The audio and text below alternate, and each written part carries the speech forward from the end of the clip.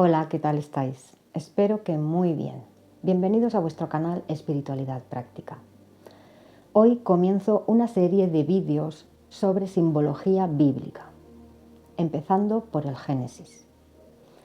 Las Escrituras están compuestas por el Antiguo Testamento y el Nuevo Testamento. Dios nos habla a través de ellas utilizando la simbología, el lenguaje de nuestro subconsciente.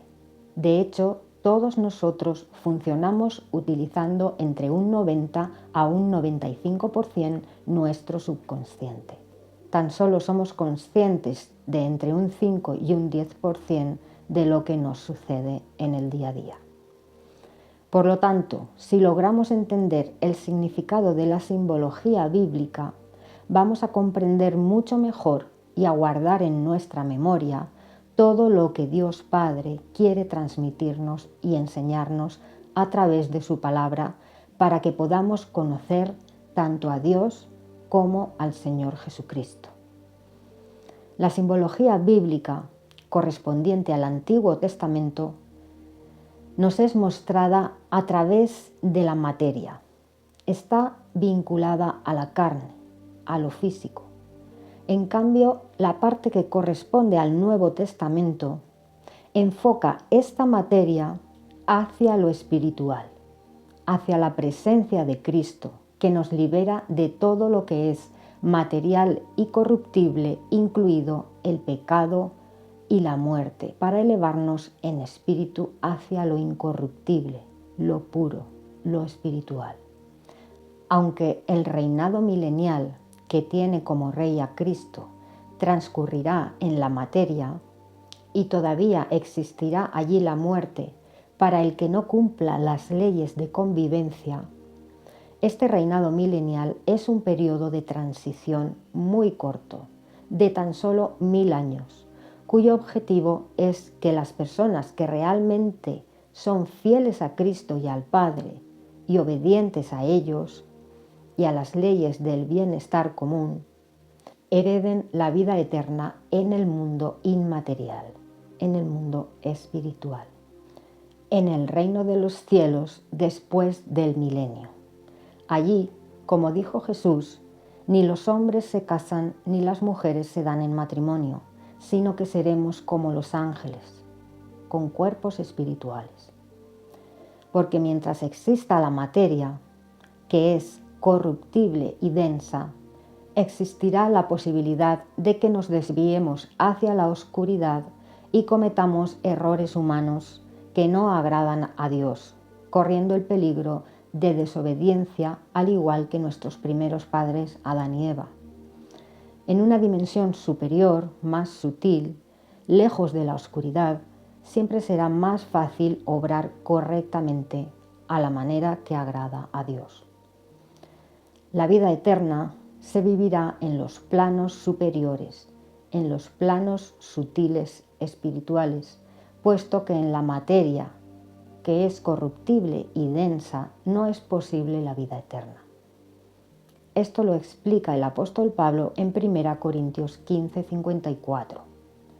Dice: pero cuando esto que es corruptible se vista de incorrupción y esto que es mortal se vista de inmortalidad, entonces se efectuará el dicho que está escrito: la muerte es tragada para siempre. Y eso ocurrirá al final del milenio, junto con la resurrección de los muertos, que resucitan en cuerpos espirituales. Así pues, mientras exista la materia, existirá la muerte. Alguien puede hacerse la pregunta: ¿acaso Adán y Eva no vivían en la materia y de no haber desobedecido hubieran vivido para siempre? Sí. Pero esa materia en la que vivían Adán y Eva no corresponde a la materia en la que vivimos nosotros. Ellos vivían en el paraíso terrenal, un lugar en la tierra preparado excepcionalmente para la pareja escogida por Dios para ser los fundadores de la raza superior humana. Os recuerdo que nosotros caímos de dimensión. Caímos a una dimensión más densa que mermó nuestras capacidades y nuestros dones. Adán y Eva vivían en una dimensión un escalón por encima de la nuestra. Nosotros vivimos en la tercera dimensión. Ellos vivían en la quinta dimensión. La materia allí era muy sutil, ni siquiera existía la oscuridad. En cambio, en nuestra dimensión predomina la oscuridad sobre la luz. Y aún viviendo en esa dimensión sutil, sin ego y sin todavía oscuridad en ellos, Adán y Eva tenían que comer del árbol de la vida para no morir. ¿A quién pensáis que representa el árbol de la vida? A Cristo. Y el acto de comer de Él, al hecho de nutrirnos de Cristo, del conocimiento de Dios. Él es el camino, la verdad y la vida, al igual que el árbol principal del jardín del Edén. Pero empecemos desde el principio, extrayendo todas las enseñanzas del que es nuestro alimento, el libro sagrado, la palabra de Dios. Leamos Génesis 1:1. Dice: En el principio creó Dios los cielos y la tierra. ¿Qué enseñanza extraemos de este versículo? Que nuestra existencia, el orden y la precisión en la que están colocados los planetas, el Sol y la Luna, no es fruto del caos. No se ordenaron por casualidad. No hay lógica ni sensatez en el razonamiento de que pueda surgir el orden a partir del caos. La creación de la vida por azar es una teoría fundamentada en la idea preconcebida de la inexistencia de Dios. Es uno de los engaños con que Satanás ha cegado la mente de los incrédulos para impedirles ver la luz de la verdad. Es mucho más coherente pensar que del caos no surge el orden, que es necesario que una inteligencia superior cree y ordene los elementos que conforman nuestro universo, ya que de otra manera no harían otra cosa que viajar a la deriva en el espacio dentro de un caos. El propio descubridor del ADN es de la opinión que es imposible que el ADN surgiera por casualidad, debido a su complejidad.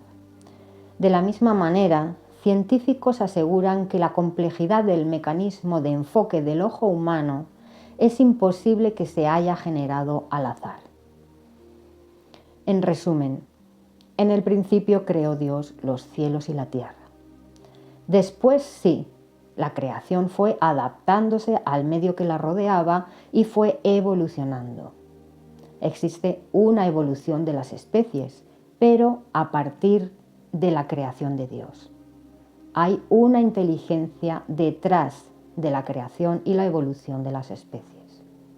Sin la intervención de Dios reinaría el caos y no existiría la vida. De hecho, el hombre no es capaz de crear vida en un laboratorio, sino es a partir de vida, utilizando el ADN diseñado por el Creador. En conclusión, Dios es el creador de los cielos y la tierra. ¿Qué es lo primero que creó Dios? Antes que el sol, creó la luz, los fotones. De hecho, la materia está hecha de fotones que han colapsado debido a la baja vibración y a la densidad de esta dimensión. Aquí tenemos el primer paralelismo con Cristo. ¿Cuál fue la primera creación de Dios en los cielos? También fue la luz, fue su Hijo unigénito, Cristo, el que había de ser la luz del mundo. Cristo fue engendrado eones antes de que la tierra fuese creada, miles de millones de años antes de que la tierra fuese creada, en el principio de la eternidad. Pero fijaos, la primera creación en la tierra fue la luz, y el primer ser que engendró Dios en los cielos fue la luz, su Hijo, el ungido. el que vendría a ser la luz del mundo. Como es arriba, es abajo. Ahí tenemos el primer simbolismo del Génesis. La luz del mundo representa a Cristo. Dice Génesis 1:4. Y efectuó Dios una división entre la luz y la oscuridad. Dios empezó a crear un mundo dual, un mundo donde existía la luz y la oscuridad, porque Dios es un Dios dual, es un Dios que maneja la salvación y la condenación, la paz y la ira, la protección y el abandono según Él cree conveniente, pero siempre para actuar con justicia. A veces hay que actuar con contundencia para actuar con justicia. Él siempre actúa con justicia. Dios creó el mundo en 6 días simbólicos de millones de años. Y el séptimo día descansó y lo bendijo y procedió a hacerlo sagrado. Aquí tenemos el segundo paralelismo o simbolismo. Dios creó al hombre el 6.º día. Por eso el número 6 es número de hombre, como dice el libro de Apocalipsis en el capítulo 13, versículo 18. Dice, el que tenga inteligencia, calcule el número de la bestia salvaje, porque es número de hombre, y su número es 666, 3 veces 6. Con esto nos revela que el anticristo, la bestia salvaje, es un hombre. Vemos otro paralelismo en este versículo, y es la duración de nuestra existencia como humanos imperfectos y la posterior vida en el reinado milenial de Cristo. Dice 2 de Pedro 3:8 que para Dios 1000 años es como un día y un día como 1000 años.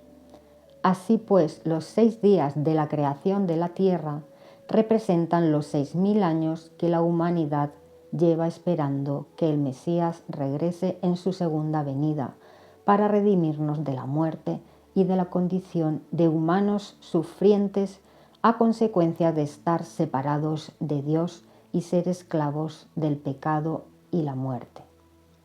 El séptimo día representa el reinado milenial de Cristo.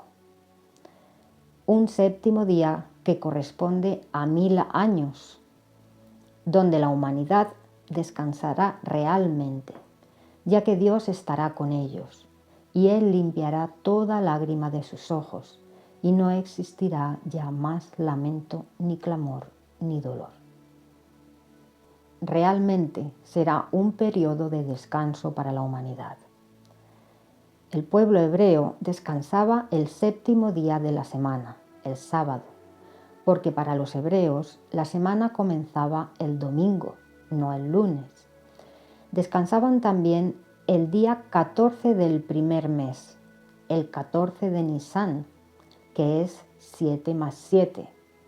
El 14 de Nisán los hebreos celebraban la Pascua como recordatorio de la salida de Egipto. A partir del día 15 debían comer tortas no fermentadas durante 7 días. En esta fiesta de las tortas no fermentadas, que representan el cuerpo de Cristo sin pecado, no podían trabajar ni el día primero ni el día séptimo. Después de esta fiesta celebraban la fiesta de las semanas durante 7 semanas, o sea, 49 días. Durante la fiesta de las semanas, el sacerdote mecía las primeras gavillas de trigo de la cosecha de ese año. Esas primicias de la cosecha simbolizaban la resurrección de Cristo, que representa las primicias de la resurrección, el primer hombre resucitado que ascendió al Padre. En el día 50 tenían que hacer una ofrenda a Dios y no podían trabajar. Era el día de descanso llamado Shavuot. Esta fiesta se celebraba 50 días después de la fiesta de los panes sin levadura y también conmemoraba la entrega de la ley de Moisés en el monte Sinaí. También debían descansar el primer día del 7º mes de cada año. Sin embargo, el día 10 de ese 7º mes debían hacer expiación por el pecado y afligirse, y debían descansar de su trabajo. Es la fiesta llamada Yom Kippur. El día 15 del 7º mes era la fiesta de las cabañas o Sukkot, también llamada fiesta de los tabernáculos o de las enramadas, una fiesta de gozo y alborozo que también se celebraba durante 7 días. Esta fiesta representa la entrada a la tierra prometida durante el reinado milenial. No se trabajaba durante el primer día y el 8º día de esta fiesta, y presentaban ofrendas quemadas a Dios y construían unas chozas o cabañas en las cuales moraban durante 7 días. Esto todavía se sigue haciendo. Estas chozas tenían que tener un techado que les permitiera ver las estrellas. Todo tiene su simbolismo para no perder la conexión y el contacto con Dios. Todavía los judíos siguen construyendo esas chozas cuando celebran la fiesta de las cabañas, incluso en los balcones, y se quedan ahí dentro durante 7 días y duermen viendo las estrellas, sintiendo ese contacto con el cielo, con la morada de Dios Padre y con Dios Padre. Todo esto lo tenéis explicado en el capítulo 23 del libro de Levítico. Recordemos que el número 7 significa lo completo que viene del cielo y el número 10 significa algo que está estipulado para la tierra o para los hombres terrestres. En este caso, el día 10 era el día de la expiación de los pecados y la aflicción por ellos. El día 15 es el día festivo después del 14, que es 7 más 7. Y el día 50 es el día festivo después del 49, que es 7 por 7. Para los judíos mesiánicos, Jesús nació el día 15 del 7º mes, que corresponde en nuestro calendario al 30 de septiembre. El número 7 representa a Cristo, lo completo, lo perfecto que viene del cielo. Así como el número 6 representa al hombre y también al anticristo. Representa lo imperfecto, lo que pertenece a la tierra. El anticristo es un hombre inferior a Cristo. El 6 es inferior y va por detrás del 7. El capítulo 25 de Levítico nos habla de la festividad del año del jubileo, que era el año número 50, el año después del 49, que es 7 por 7. Este año representa al día de Pentecostés. Pentecostés significa 50 o 50 y es el día en el que el Señor Jesús envió el Espíritu Santo sobre 120 seguidores suyos. El número 120 tampoco es casualidad. Leamos Génesis 6:3. Dice: No estará mi espíritu en conflicto con el hombre por tiempo indefinido, ya que él es carne. Por consiguiente, sus días tendrán que llegar a ser 120 años. ¿Cuál es la conexión entre estos 120 años que puede llegar a vivir un hombre y el Pentecostés, donde 120 personas fueron llenas de Espíritu Santo? Fijaos, un jubileo son 50 años. Si multiplicamos 50 por 120, nos da 6.000 años, que son los años que los hombres estaremos viviendo en conflicto con Dios hasta que venga Cristo en su segunda venida. Un jubileo son 50 años y 120 jubileos son 6.000 años. El libro de Jubileos explica que en el principio, en el Génesis, los años se contaban por jubileos. 6.000 años son los años decretados por Dios para dejar que el hombre se gobierne a sí mismo, separado de Dios, y demostrarle a Satanás que su plan ha sido un fracaso, que el mundo sin la guía divina está abocado al caos, al sufrimiento, la corrupción, la injusticia y la desigualdad. 6.000 años de tiempo ha dado el Señor para demostrar a Satanás y a nosotros y a todos los ángeles del cielo que el gobierno del hombre por el hombre es un auténtico fracaso. Y no solo eso, sino que además estamos destruyendo el planeta, contaminándolo con combustibles fósiles y causando desastres climáticos extremos que serán como los dolores de parto, cada vez más frecuentes y más intensos. Y es que en la actualidad nos encontramos en el principio de dolores, como dice Mateo 24:8. Fijaos en lo que dice Lucas 21:26.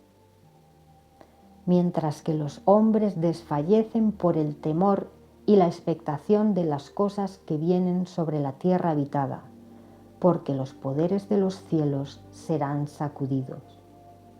¿No es eso lo que está sucediendo hoy en día con los fenómenos climáticos extremos? En resumen, el número 6 es el número estipulado para el hombre y 6.000 años es lo que se ha decretado para que el hombre esté sobre la tierra hasta que Cristo venga en su segunda venida y juzgue a toda la tierra habitada. La fecha de su venida nadie la sabe, ni siquiera él mismo. No se puede calcular.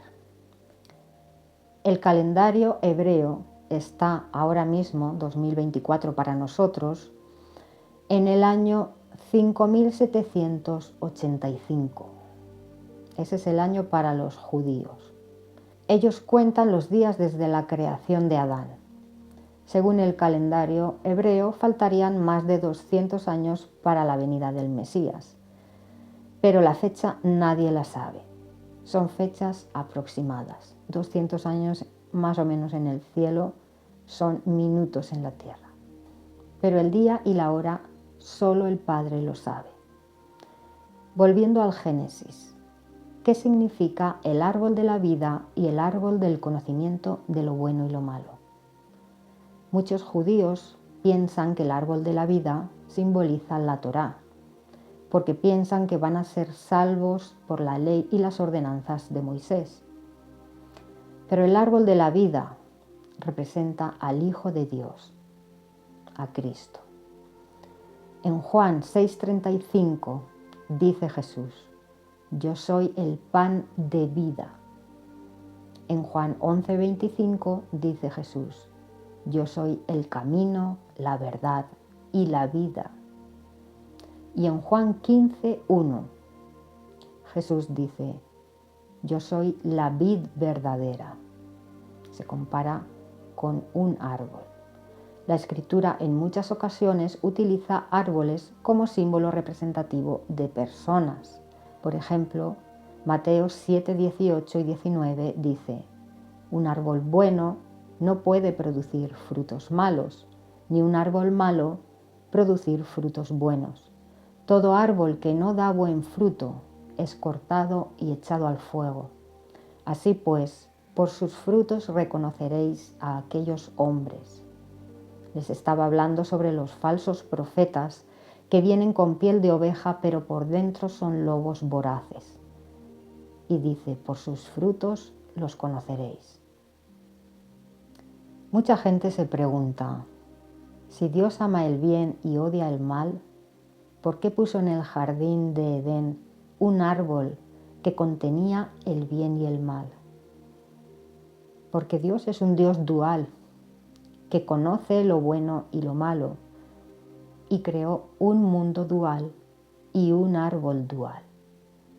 De hecho, cuando Adán y Eva comieron del árbol del conocimiento del bien y del mal, Dios dijo en Génesis 22, mira, el hombre ha llegado a ser como uno de nosotros, conociendo lo bueno y lo malo.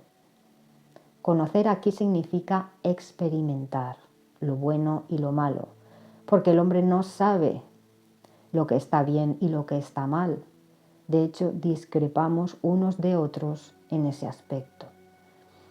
Pero todos experimentamos momentos de alegría y tristeza, de paz y de ira, de confianza y de duda. Eso significa conocer el mal, experimentarlo, experimentar los opuestos. Dios creó un mundo dual donde los opuestos coexisten y además nos hizo libres, nos hizo con libre albedrío, tanto a ángeles como a humanos. De hecho, Satanás eligió rebelarse contra Dios y arrastró con él un tercio de los ángeles y también a Adán y Eva, engañándolos para que quedasen separados de Dios. Así pues, Dios puso dos árboles en el jardín del Edén. Uno representaba a Cristo, al Verbo creador de vida. Representaba la obediencia al Creador, el hecho de que para seguir vivos hemos de permanecer junto al Creador y alimentarnos de Él, de su conocimiento. Recordad que Cristo dijo, tenéis que comer mi carne y beber mi sangre. De la misma manera hemos de comer del árbol de la vida que representa a Cristo. Tenemos que alimentarnos del conocimiento de Dios, porque no solo de pan vive el hombre. Si Adán y Eva elegían comer del árbol de la vida, vivirían para siempre, tendrían vida eterna y no conocerían el mal. Podemos trasladar esto a nuestros días. Si elegimos alimentarnos de Cristo y de sus enseñanzas y mandatos, y los hacemos, viviremos para siempre. Por otra parte, Adán y Eva tenían la opción de elegir alimentarse del árbol del conocimiento del bien y del mal, que representaba la desobediencia a Dios, la desconfianza de Dios, la separación de Dios y la muerte. Si elegían comer del árbol del conocimiento del bien y del mal, Adán y Eva y toda su descendencia morirían y caerían de dimensión, atrapados en un mundo dual, donde su tendencia sería la inclinación al mal. Porque desde ese momento Satanás sería su dueño. Él sembró en Eva su mayor deseo, ser como Dios. De sobra sabía Satanás que los hombres no tenemos el potencial para llegar a ser como Dios, ni siquiera para saber lo que es bueno y lo que es malo. Pero Satanás quería que la humanidad le adorase a él y quería gobernarlos y ser su Dios. Así que los engañó y ellos creyeron su mentira pensando que Dios los tenía engañados y no morirían al comer del árbol. De esa manera, por libre albedrío, eligieron creer a la serpiente antes que creer a su Creador. Eligieron vivir separados de Dios, gobernándose a sí mismo, con Satanás como gobernante del mundo. Y eso es lo que tenemos. Pero gracias a la misericordia de nuestro Padre, Él envió a su Hijo para que todo el que renuncie al diablo y acepte a Cristo pueda ser redimido. Y renunciar al diablo significa renunciar al pecado y nacer de nuevo. Así podremos ser sacados de esa esclavitud del pecado y la muerte, del sufrimiento y la enfermedad a la que nos llevó Satanás.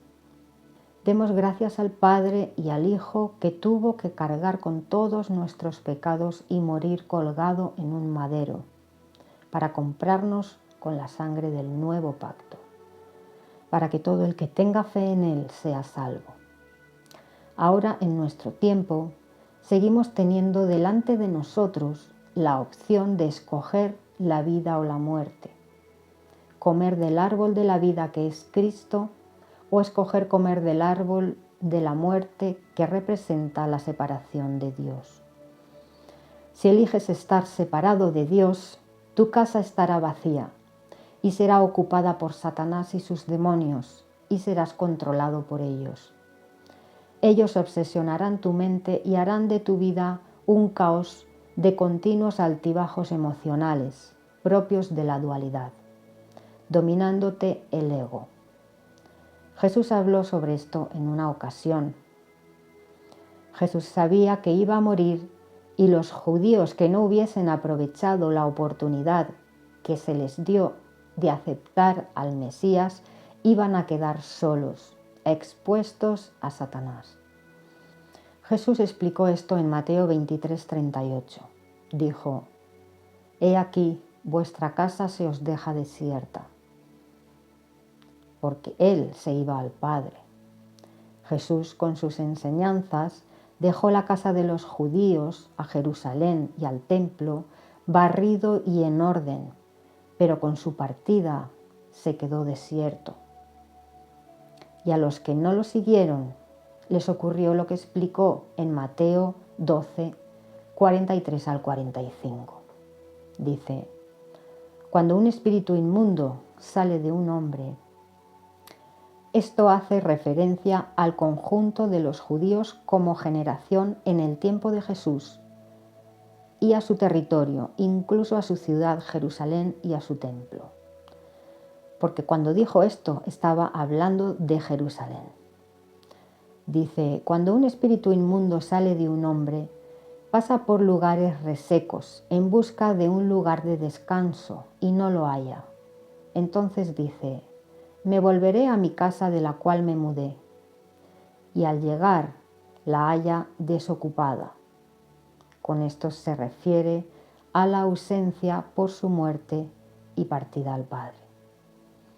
Pero barrida y ordenada. Así dejó Jerusalén con sus enseñanzas antes de partir, barrida y ordenada. Entonces va por su camino y toma consigo a otros 7 espíritus diferentes, más inicuos que él mismo. Y después de entrar, ellos moran allí, y las circunstancias finales de ese hombre resultan peores que las primeras. Así también será con esta generación inicua. ¿Qué quiso decir Jesús con esta parábola? Que Él les dejaba Jerusalén, la casa barrida y ordenada, pero se iba al Padre y la dejaba desierta. Entonces los demonios que con su presencia huyeron, volverán con otros peor que ellos, y los que no hayan aceptado a Cristo acabarán peor que estaban antes de su venida. Igualmente, en nuestros días, las personas que no han aceptado a Cristo en su corazón y han nacido de nuevo, tienen su casa, su cuerpo, todo su ser desierto a causa de la ausencia de Cristo en sus vidas. Y las entidades oscuras aprovechan ese vacío y entran en él, obsesionando su mente, distorsionando su realidad y atormentando a la persona con ansiedad, miedo, dudas, desidia, etc., haciéndoles ver el mundo con un cristal de oscuridad.